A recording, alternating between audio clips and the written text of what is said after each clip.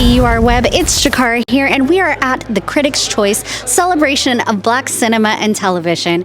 We have some amazing people who are being honored, including Tyler Perry, and I'm so excited to talk with them on the carpet. So the hardest role was actually The Color Purple, and I'm just curious, what role do you need next to challenge you? I don't know. I think every role I pick is a challenge, to be honest. And that role was hard in its own way. Elphaba is equally as difficult as Celie because they require very, very different things of me. And that's, I think, something I ask of all the characters that I play. I think as long as they challenge what I can do and challenge the skill set and ask me to bring something different to a role that I haven't brought before, I'm satisfied. We're all obsessed with you. Wicked's taken over TikTok, and it's made people like theater who would sing Wicked. What advice do you have for those younger theater kids who are looking to make it? That they should be determined, that they should go to theatre, see as many people as they possibly can. I would say stay the course. It's not always going to be easy, but that doesn't mean it's not going to happen. And learn about who you are. Because I think the thing that has helped me the most is finding out who I am as a person and using that to apply to the characters that I play. Walking into an audition room, if you walk into an audition room as yourself confidently, as who you are, then everything else will take care of itself. No one is worried about who you are in the room. They know that you're there to be able to deliver whichever character you want to deliver to them. I'm good. How does it feel to be honored tonight? Oh, it feels great. I mean, I'm excited because I never thought something like this would ever happen to me in my life. So I'm excited. It's a little wish fulfillment tonight. You are such a talented actress. I'm curious, what is a role that you're really trying to sink your teeth into next? Oh, yeah. Well, I want to play Fannie Lou Hamer. Yes.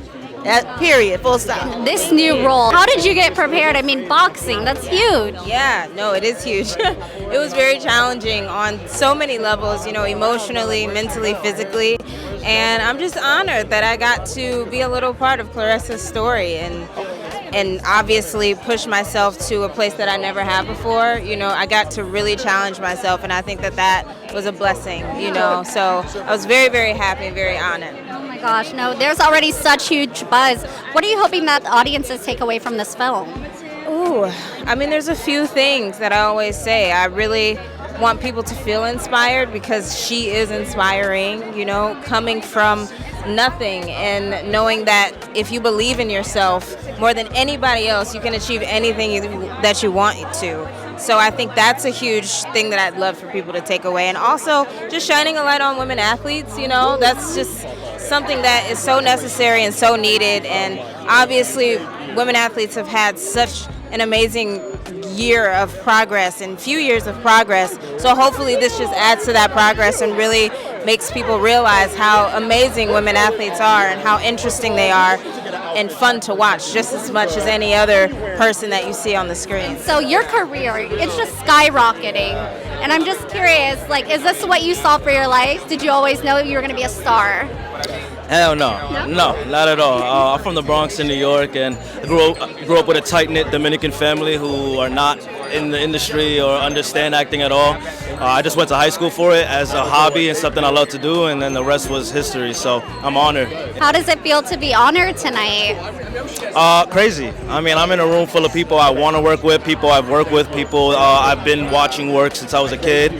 So to get that, they're looking at me like, hey, congrats. So that is just, it feels great. Do you have any advice for fellow actors out there? Study. That's my biggest thing. I know the resources aren't always available, and it's not the easiest thing to do, but there's YouTube, there's classes, and there's just little terms and terminology and tricks that exist in acting, and it's not really just about going on the audition and trying to pull from what you know. It's really like singing. It's like dancing. You got to study, you got to train, you got to know so you can, have an edge against everybody else who don't.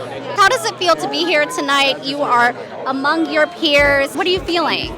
It's always great. It's like a family reunion a lot of times. I'm seeing folks I haven't seen in a while, and I get to tell them I appreciate their work and be in a place where you are appreciated. And so it's humbling. It's really humbling. You've done so many iconic roles. What is something that you haven't had the chance to play yet?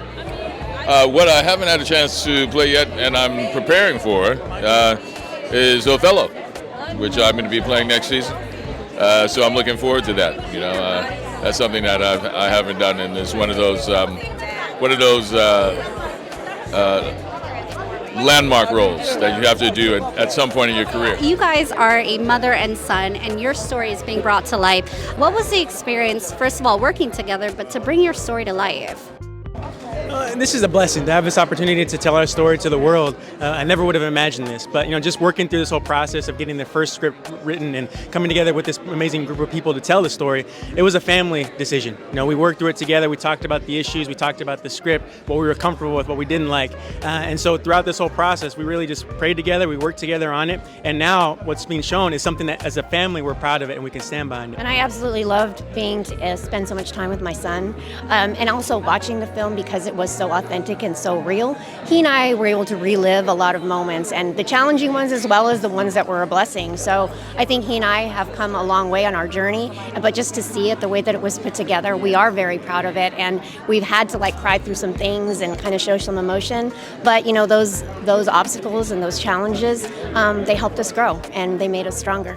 Amazing. And you are honoring the person who is playing you. How does that feel? I'm so proud to be able to honor Jarrell with that award tonight. I mean, he put so much time and effort into portraying me, not just the emotional side, but walking on crutches, the wrestling scenes, the technique that he had to develop.